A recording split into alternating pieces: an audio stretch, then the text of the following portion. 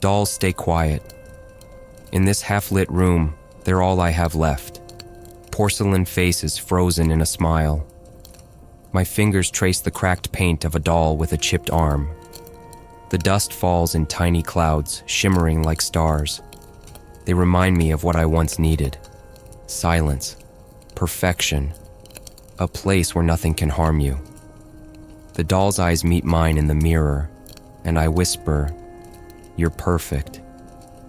She doesn't break. I remember when I first believed that. I was 5, sitting on the hardwood floor among a battlefield of broken, plastic bodies. My mother held me close, murmuring that dolls are always perfect, and we'd fix every chip and tear. Her voice was quiet and calm, petals in a storm. She was my world then, always soothing me after my father stormed out of a room. I wanted to be perfect for her, but I wasn't, not like the dolls. Every evening he came home and darkness bled out of him. He didn't say much, but his anger was a thing I could taste. One day I watched him shove the porcelain soldier off its shelf. It shattered against the wall. I held my breath when I saw the sharp white pieces spurting like white tears. I tried to swallow his scream as he pressed his face near mine, eyes wide with fury. I see that day every time I glue back a missing piece. His rage freezes between the stitches of the porcelain when he looked at me. Sometimes at night I wake up and whisper to the one I keep on my pillow. I tell her I got him to sleep. I breathe in the plastic smell on her dress and close my eyes, wishing she could stay like this forever, placid, silent. But sometimes when I wake, I see that her eyes have changed. Or maybe it's mine that changed. Something in their glassy look isn't soft anymore. In the corner behind the curtain, I see movement in the dark.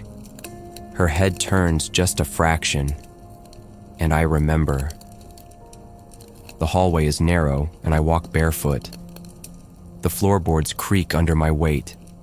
These halls should feel tight, but I dreamt they used to stretch and curve like a maze. The walls are hung with faded wallpaper, a carnival of angels and fairies with chipped faces. At 2 a.m., their painted smiles are too sharp, their eyes too knowing. I touch each doll as I pass, checking them. Perfect, I say under my breath. If I skip one by mistake, I hear a voice in the shape of an old lullaby, complaining that I left someone out. My father said I was his little doll, with perfect hair and polite words. He brushed my hair with a stiff brush when I could barely stand. I wanted to run away, but his nails dug into my scalp so tight I thought I'd leave bits of me behind like hair. He liked me quiet and bright. I realize now. I was the decoration he showed off.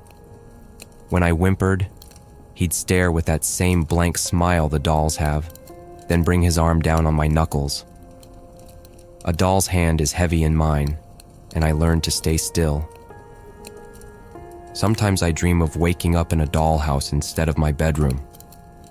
The furniture is made of candy-colored plastic, and the sky beyond the tiny window shifts unnaturally slow. In one corner, I see my mother.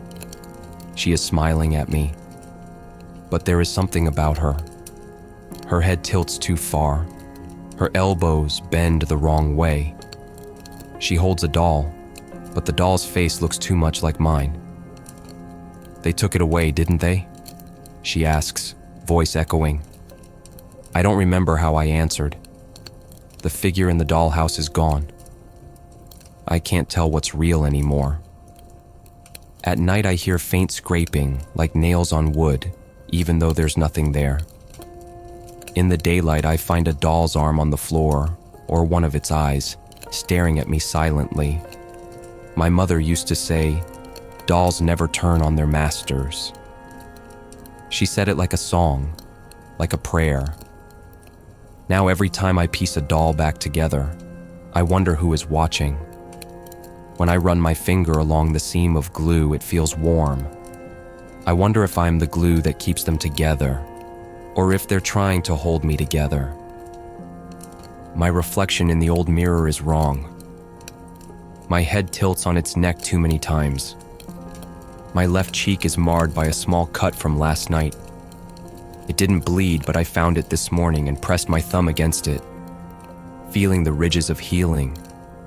It's perfect in its way. The scar, not deep, not dying, just an impression of something invisible. If a doll had a scar, would it run a black trail of memory down its face? I run my thumb over it slowly. The pain is distant, like an echo of another man. At the edge of the room stands a tall cabinet. It was here when I was small, too tall for me to see inside. Now I'm taller but cautious. I open the door slowly. Rows of eyes stare back at me.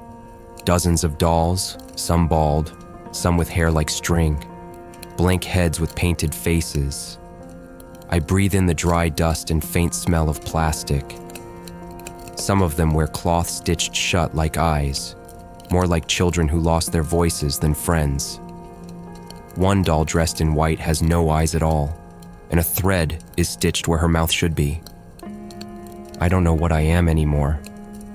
I picture myself inside one of those dolls, held by someone who never blinks. I am that stiff figure in a glass box who hears everything. I hear my father's screams in my head once in a while, and I giggle because they think I'm dull and dead. It's a joke only I understand. Because whenever he came, I was perfect, unbreakable. When he left, I couldn't move. The attic is silent except for the rasp of a rocking chair, the tinny sound of a broken music box wound too tight. I shuffle past porcelain dolls, their faces chipped into pale screams. Each one wears the stains of an old lullaby, eyes that know too much of me. A single beam of moonlight slants across the floor.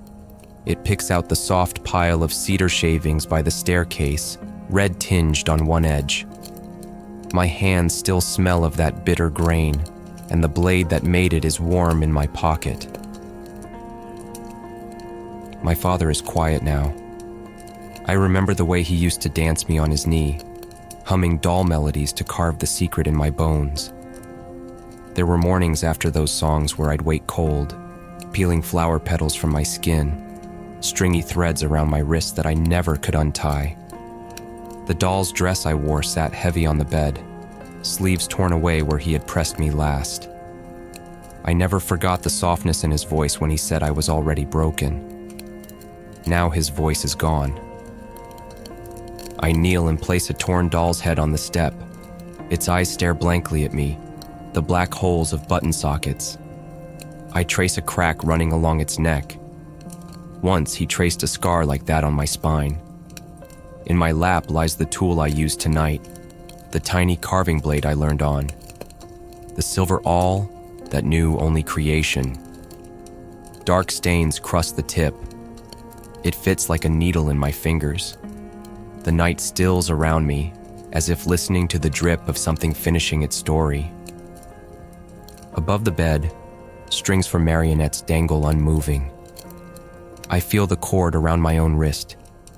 It is slack, but it tightens in dreams.